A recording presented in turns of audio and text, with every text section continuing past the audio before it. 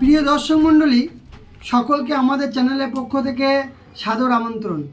আপনারা খুব ভালো করেই হয়তো জানেন, আজকে উচ্চ মাধ্যমিক শিক্ষা সংসদ আজকে তাদের অফিসিয়ালি ওয়েবসাইটে রেজাল্ট পাবলিশ করেছে। এই উচ্চ মাধ্যমিক পরীক্ষাটা কিন্তু হয়েছিল এই বছরই 2024-এর 16ই ফেব্রুয়ারি থেকে শুরু হয়ে 29শে ফেব্রুয়ারি পর্যন্ত চলেছিল। এই পরীক্ষার বিস্তারিত খুঁটিনাটি আলোচনা নিয়ে আপনাদের সামনে আমি উপস্থিত হয়েছি। আপনি যদি আগেকার ভিডিওগুলো না দেখে থাকেন, যা চ্যানেলে গিয়ে দেখুন। মাধ্যমিক পরীক্ষা বা মাদ্রাসা বা যে আইএসসির পুরো পরীক্ষার বিস্তারিত কিন্তু আলোচনা আমি করেছি। আজকে আমি উপস্থিত হয়েছি উচ্চ মাধ্যমিকের রেজাল্ট আলোচনা নিয়ে। এবার একটা কথা বলে রাখি, উচ্চ মাধ্যমিক পরীক্ষাতে কিন্তু নরেন্দ্রপুর রামকৃষ্ণ মিশনের কিন্তু একটা জয় জয়কার দেখতে পাচ্ছি, যেটা আমরা মাধ্যমিক পরীক্ষার ক্ষেত্রেও দেখেছিলাম। কেন কথাটা বললাম সেটা আমি পরে বলছি। এবার এই বছরে কিন্তু পাসের হার হচ্ছে গিয়ে 89.99%। এবার তাহলে এই পরীক্ষাটায় কতজন ছাত্রছাত্রী অংশগ্রহণ করেছিল? এই বছর কিন্তু অংশগ্রহণ করেছিল 7,64,448 জন। তার মধ্যে উত্তীর্ণ হয়েছে 6,79,784 জন। যারা উত্তীর্ণ হয়েছে সকল ছাত্রছাত্রীকে আমাদের চ্যানেলের পক্ষ থেকে অভিনন্দন এবং শুভেচ্ছা। তাদের আগামী জীবন আরও সুন্দরময় হয়ে উঠুক। এবার যারা উত্তীর্ণ হতে পারেনি সেই ছাত্রছাত্রীর সংখ্যা হচ্ছে গিয়ে 84,664 জন। এবার একটা কথা বললাম কি, যে সমস্ত ছাত্রছাত্রীরা অকৃতকার্য হয়েছ কোনো কারণবশত, তারা পরের বছর আরও ভালো করে পড়াশুনো করো, আমি নিশ্চিত তোমরা ভালো রেজাল্ট করবে। এবার 100% ছাত্রছাত্রীর মধ্যে কিন্তু মাত্র 44% ছাত্র পরীক্ষা দিয়েছে, আর বাকি কিন্তু 56% কিন্তু ছাত্রী।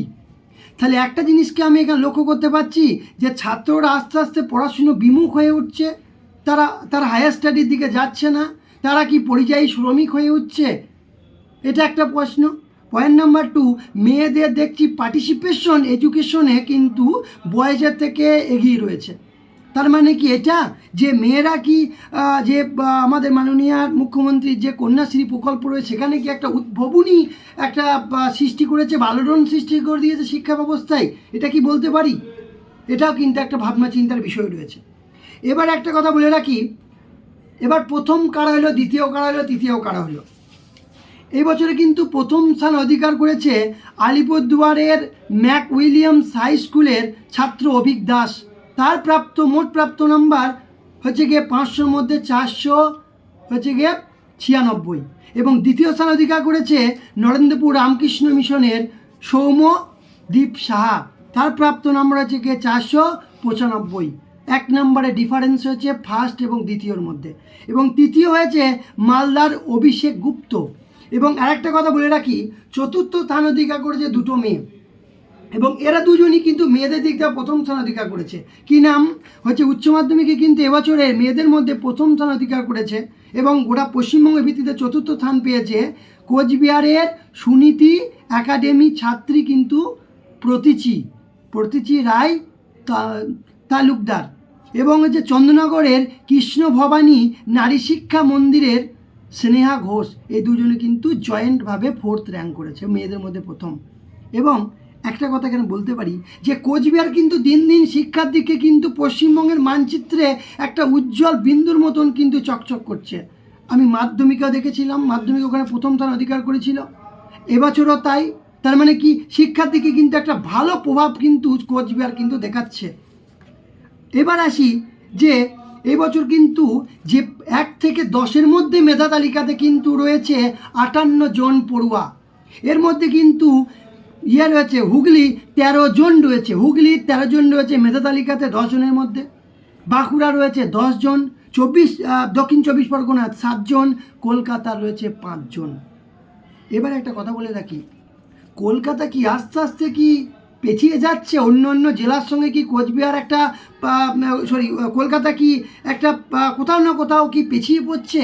কলকাতাতে সব কিছুই রয়েছে, তারপরেও কেন পেছিয়ে পড়ছে? এটা কিন্তু চিন্তাভাবনার বিষয়। আরেকটা কথা বললে কি, আমরা জানি উচ্চ মাধ্যমিকে কলা বিভাগও রয়েছে, আবার বিজ্ঞান বিভাগও রয়েছে।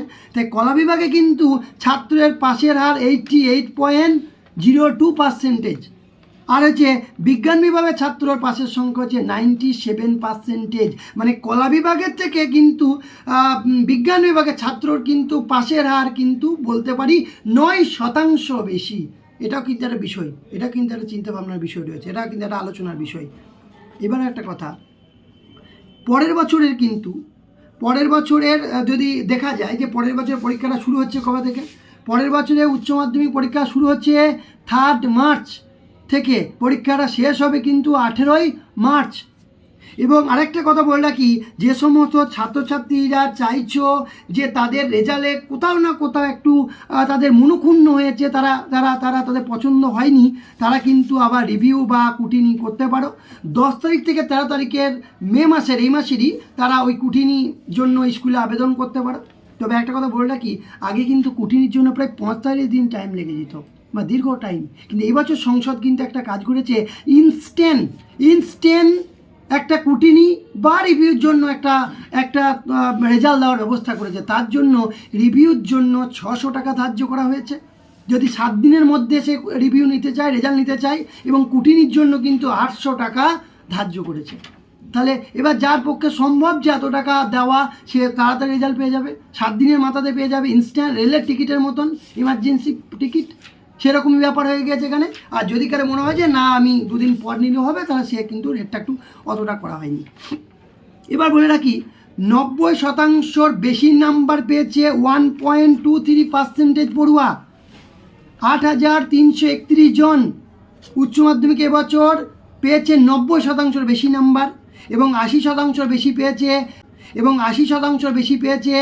8.47% শিক্ষার্থী, এবং 70%-এর বেশি পেয়েছে 22% পরীক্ষার্থী। এবার এই রেজাল্টে কিন্তু তোমরা কিন্তু এখনো হার্ড কপিটা হাতে পাওনি, তোমরা কিন্তু সবাই ডিজিটাল মার্কশিটটা পেয়েছো। হার্ড কপিটা কিন্তু শুক্রবার থেকে যে মধ্যশিক্ষা পরিষদের যে উচ্চ মাধ্যমিক যে শিক্ষা সংসদ তারা তাদের ক্যাম্পে দিয়ে দেবে, এবং তাদের শিক্ষকরা, তোমাদের স্কুলের শিক্ষকরা এটা কালেক্ট করে তোমাদেরকে তারপরে হার্ড কপিটা হাতে কিন্তু পেয়ে যাবে। ঠিক আছে, এবার একটা কথা আমি আরেকটা অ্যানালাইসিস না করলেই নয়, যে 2011 সাল থেকে এই অবধি কীরকম হারে কিন্তু ছাত্ররা পাসটা হচ্ছে। আমি যে 2011 দেখি, তাহলে 6 বছর পাশের হার ছিল উচ্চ মাধ্যমিকে 76.54%। 2012তে আরেকটু বাড়লো, 77.88% হলো। 2013তে 77.35% হলো। 2014তে 78.42% হলো। 2015তে 82.33% হলো। তাহলে এবার প্রশ্ন, 2014 সঙ্গে 2015 4% গ্যাপ কেন, পাসের হার বেশি কেন? কারণ সেই বছর থেকেই কিন্তু এমসিকিউটা শুরু হয়ে গেল, এমসিকিউ হওয়ার জন্য ছাত্রের পাসের হারটা কিন্তু বেড়ে গেল। এটা কিন্তু একটা পয়েন্ট নোট করার মতন টপিক। আর একটা কথা বলে রাখি, 16 সালে সেই পাসের হার কিন্তু আর কমলো না, বাড়তেই থাকলো, 83.65। তারপরে হচ্ছে গিয়ে 17 84.02, এই 2018 83.75, 2019 86.29। এবার আসে করোনার কাছাকাছি ওয়েদার চলে এলো। 2020 90% ছেলে মেয়ে পাস করেছিল সেই বছর। তারপরে 2021 পরীক্ষা হলো না, 100% ছাত্রছাত্রীকে সে বছর পরীক্ষায় পাস করে দেওয়া হলো। তারপরে 2022 88.44% ছাত্রছাত্রী পাস করলো। 2023 89.25% ছাত্রছাত্রী পাস করেছিল এবছর। 2024 এবছর পাস করেছে 89.99% শিক্ষার্থী। মানে দেখা যাচ্ছে করোনার ওই টাইমটা বাদ দিয়ে 2011 থেকে 2024 গ্রাফটা যদি লক্ষ্য করি, গ্রাফটা কিন্তু ঊর্ধ্বমুখী রয়েছে। খালি 2020 এবং 21 এটা করোনার সময়তে, ওই সময় গ্রাফটা কিন্তু অনেকটা বেশি ছিল, যেহেতু সেই সময়তে একটু সমস্যা চলছিল। বাকি কিন্তু তেমন কিছু লক্ষ্য করা যায়নি, গ্রাফটাকে ঊর্ধ্বমুখী লক্ষ্য করা গিয়েছে। এবার সকল ছাত্রছাত্রীকে কিন্তু যারা পাস করেছো তাদেরকে অভিনন্দন, প্রত্যেকটা দর্শককে আমাদের চ্যানেলের পক্ষ থেকে অভিনন্দন এবং ধন্যবাদ ভিডিওটা অ্যানালাইসিসটা দেখার জন্য। এবার আপনারা ভালো থাকুন, অন্য ভিডিওগুলো না দেখলে চ্যানেলে ভিজিট করুন।